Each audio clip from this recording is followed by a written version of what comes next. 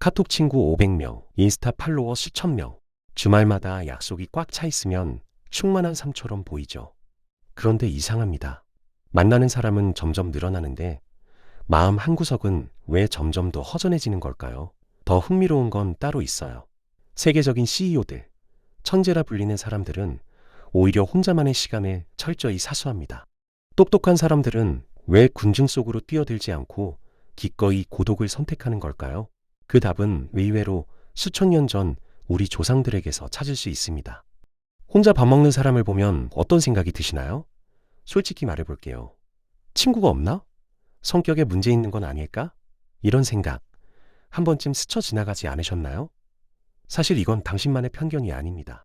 우리 사회 전체가 혼자라는 상태를 유독 불편하게 바라보죠. 그런데 왜 그럴까요? 이건 단순히 남의 시선 때문이 아니에요.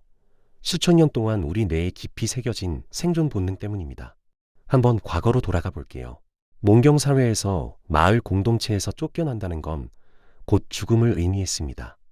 혼자서는 농사도 사냥도 외부의 위협으로부터 자신을 지키는 것도 불가능했으니까요. 산업화 시대에도 마찬가지였어요. 공장이라는 거대한 톱니바퀴 속에서 튀어나온 부품은 그냥 버려지는 거였죠. 그러니까 무리해서 이탈하면 죽는다는 공식이 우리 뇌에 수천 년간 각인된 거예요. 일종의 집단 생존의 저주가 아직도 작동하고 있는 셈이죠. 문제는 시대가 완전히 바뀌었는데도 우리 뇌는 여전히 옛날 소프트웨어로 돌아가고 있다는 거예요. 지금은 혼자서도 밥을 시켜 먹고 돈을 벌고 얼마든지 살아갈 수 있는 시대잖아요. 그런데도 혼자 있으면 왠지 불안하고 주말에 약속이 없으면 뭔가 잘못된 것 같은 기분이 드는 거죠. 그래서 우리는 불안을 잠재우려고 더 많은 사람을 만나기 시작합니다. 그런데 여기서 또 다른 문제가 생겨요. 카톡 친구 목록 한번 스크롤해보세요. 얼굴도 가물가물한 사람, 언제 추가했는지도 모르는 사람이 시두룩할 거예요. 단톡방은 또 어떻고요? 읽지도 않는 알림이 쌓여가는데 나가자니 왠지 눈치 보이고 그냥 두자니 스트레스 받고. 혹시 이런 상황 익숙하지 않으신가요? 영국의 인류학자 로빈 던바는 흥미로운 사실을 발견했어요. 인간의 뇌가 진정으로 의미 있는 관계를 유지할 수 있는 한계는 최대 150명이라는 겁니다. 이걸 던바의 수라고 불러요. 150명이 꽤 많아 보일 수도 있지만 여기엔 가족, 직장 동료, 학교 친구까지 전부 포함이에요. 그런데 우리는 어떻습니까? SNS 팔로워 수천 명에 카톡 친구 수백 명을 관리하려고 매일 안간힘을 쓰고 있죠. 이건 마치 10년 된 낡은 컴퓨터에 무거운 프로그램을 500개 동시에 돌리는 것과 같아요. 당연히 버벅거리고 발열나고 결국 멈춰버리겠죠. 우리 뇌도 마찬가지입니다. 연결의 끈을 놓지 않으려 발버둥 칠수록 정작 내 삶의 처리 속도는 느려져만 가요. 중요한 사람에게 쏟아야 할 에너지가 수백 개의 얕은 관계로 분산되어 버리는 거예요. 과부하 걸린 뇌로는 행복을 느끼는 것 자체가 불가능합니다. 그렇다면 관계의 수를 줄이기만 하면 해결될까요? 안타깝게도 그렇게 단순하지 않아요. 문제는 양만이 아니라 질에도 있거든요. 하버드 대학교에서 무려 80년 동안 사람들의 인생을 추적한 연구가 있습니다. 1938년에 시작해서 지금까지 이어지고 있는 인류 역사상 가장 긴 행복 연구예요. 결론이 뭐였을까요? 인생의 만족도를 결정짓는 건 인맥의 숫자가 아니었습니다. 돈도 아니고 명예도 아니었어요. 단 몇 명이라도 진심으로 나를 이해해주는 사람이 있느냐, 그게 전부였습니다. 그런데 우리의 현실은 어떤가요? 만나고 나면 오히려 기운이 빠지는 사람들이 있죠. 대화 내내 자기 얘기만 하는 사람, 은근히 비교하며 기죽이는 사람, 만날 때마다 뒷담화로 시간을 채우는 사람. 심리학에서는 이런 사람들을 에너지 뱀파이어라고 부릅니다. 한 발 더 나가면 도파민 뱀파이어라고도 할 수 있어요. 만나는 순간엔 왠지 자극적이고 재미있는 것 같은데 헤어지고 나면 내 안의 기쁨이 쏙 빨려나간 느낌이 드는 사람들이죠. 이런 관계가 반복되면 우리 뇌의 전두엽은 끊임없이 눈치를 보고 상대의 기분을 살피느라 공회전을 하게 됩니다. 마치 시동만 걸어놓고 제자리에서 엔진을 헛돌리는 자동차처럼요. 연료만 타고 정작 앞으로는 한 발짝도 못 나가는 거예요. 그렇게 나를 갉아먹는 관계들 속에서 정작 가장 중요한 나 자신과의 관계는 조금씩 망가져 가고 있는 겁니다. 이쯤 되면 궁금해지실 거예요. 그럼 어떻게 해야 하냐고요? 사실 이 사실을 일찍 깨달은 사람들은 이미 움직이기 시작했습니다. 혹시 포모라는 말 들어보셨나요? 피어 오브 미싱 아웃의 줄임말로 나만 비춰지는 것 같은 두려움을 뜻해요. 친구들이 올린 여행 사진을 보면서 괜히 조급해지고 단톡방에서 모르는 얘기가 오가면 불안해지는 그 감정이요. 그런데 요즘은 정반대 개념이 주목받고 있어요. 바로 조모, 조이 오브 미싱 아웃입니다. 잊혀지는 것을 두려워하는 게 아니라 오히려 기꺼이 즐긴다는 거죠. 이게 무슨 말이냐면요. 모든 모임에 참석하지 않아도 괜찮다는 걸 받아들이는 거예요. 인스타 스토리에 반응하지 않아도 단톡방에서 조용해도 내 가치는 변하지 않는다는 걸 아는 거죠. 이걸 실천하는 사람들은 억지스러운 관계를 조용히 정리하기 시작합니다. 큰 선언도 드라마틱한 결별도 없어요. 그냥 서서히 거리를 두는 거죠. 요즘 말로 조용한 손절이라고 해요. 이게 냉정한 사람들의 이야기처럼 들릴 수도 있어요. 하지만 생각해보세요. 이건 관계의 단절이 아닙니다. 내 삶의 주도권을 타인의 손에서 내 손으로 되찾아오는 거예요. 남들의 기대에 맞추느라 흩어졌던 에너지를 진짜 중요한 곳에 다시 모으기 시작하는 첫걸음인 거죠.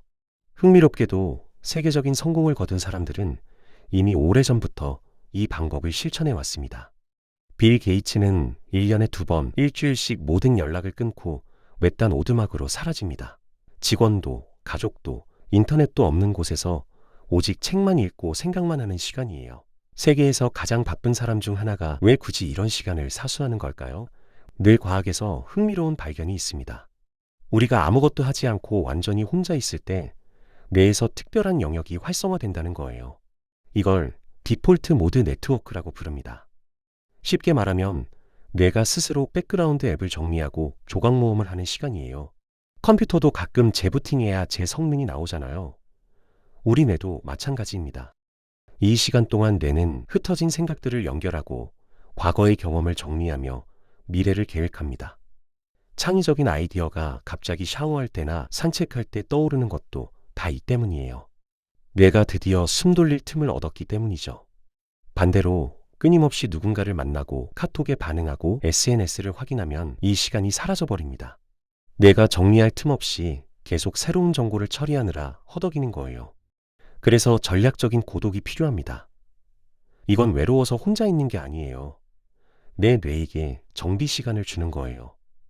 이 시간이 없으면 우리는 평생 타인의 생각에 반응만 하는 삶을 살게 됩니다. 내 생각은 정리할 겨를도 없이 남의 의견에 끌려다니는 거죠. 그런데 이쯤에서 한 가지 근본적인 질문을 던져볼게요. 우리는 대체 왜 이렇게까지 해야 하는 걸까요? 고대 이집트인들은 죽음 이후 신 앞에 섰을 때 2가지 질문을 받는다고 믿었습니다. 구체적인 질문의 내용보다 중요한 건 그 의미예요. 흥미롭게도 이 질문은 현대를 사는 우리에게도 똑같이 적용됩니다. 인생 마지막 날, 당신이 받게 될 질문은 카톡에 친구가 몇 명이나 있었느냐, 얼마나 많은 모임에 나갔느냐가 아닐 거예요. 당신의 삶이 당신 스스로에게 온전한 기쁨이었느냐, 이게 핵심입니다. 수천 년 전 사람들도 이미 알고 있었던 거예요. 인생의 가치는 관계의 숫자로 측정되지 않는다는 걸요. 그런데 솔직히 생각해 보세요. 지금 우리는 어떤가요? 남들 눈에 외로워 보일까봐 억지로 약속을 잡고 SNS에 올릴 사진을 위해 모임에 나가고 있진 않나요? 정작 내가 진짜 원하는 게 뭔지도 모른 채 타인의 기준에 맞춰 살고 있는 건 아닐까요? 여기서 한 가지 중요한 구분이 필요합니다. 외로움과 고독은 완전히 다른 거예요. 외로움은 원하지 않는데 혼자인 상태입니다. 누군가에게 선택받지 못했다는 결핍의 감정이죠. 반면 고독은 내가 스스로 선택한 홀로 있음이에요. 외로움이 남에게 선택받지 못한 상태라면 고독은 내가 나를 온전히 선택한 위대한 시간입니다. 외로움은 나를 갉아먹지만 고독은 나를 단단하게 채워주죠. 그렇다면 이 고독의 시간을 어떻게 써야 할까요?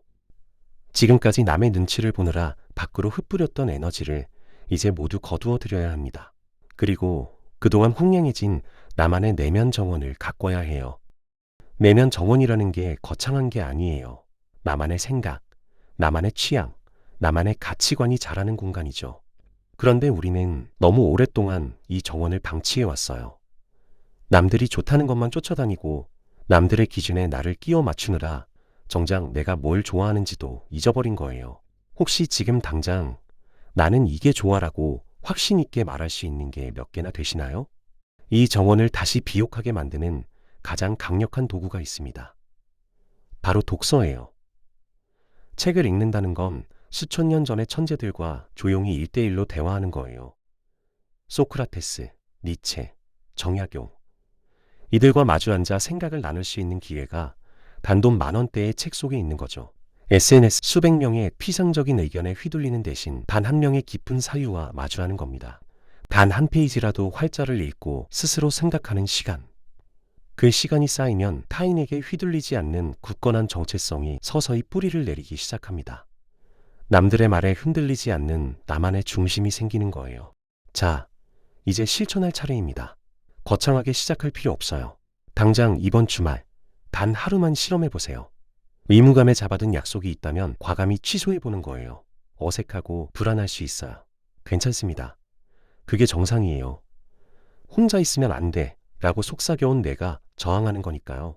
에너지만 갉아먹는 단톡방도 조용히 나와보세요. 나간다고 해서 그 사람들과의 관계가 끝나는 게 아니에요. 진짜 중요한 사람이라면 언제든 다시 연결될 수 있어요. 하지만 매일 쏟아지는 의미 없는 알림들은 당신의 뇌 용량을 잠식하고 있었던 거예요. 그걸 비워내는 겁니다. 스마트폰 전원을 끄고 홀로 조용한 서점이나 카페로 향해 보세요. 아무도 나를 모르는 곳에서 아무것도 하지 않아도 되는 시간. 처음엔 어색할 거예요. 뭔가를 해야 할 것 같은 조바심이 들 수도 있어요. 하지만 그 불편함을 버텨내면 어느 순간 고요한 평화가 찾아옵니다. 그게 바로 당신의 뇌가 드디어 조각 모음을 시작한 신호예요. 온전히 혼자가 된 그 침묵의 순간, 비로소 나와의 대화가 시작됩니다. 그리고 그때 당신의 진짜 인생이 시작될 거예요. 혹시 여러분은 혼자만의 시간을 어떻게 보내고 계신가요? 댓글로 여러분의 이야기를 들려주세요.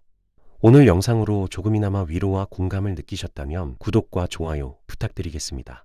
좋은 영상으로 다음 시간에 찾아뵙겠습니다.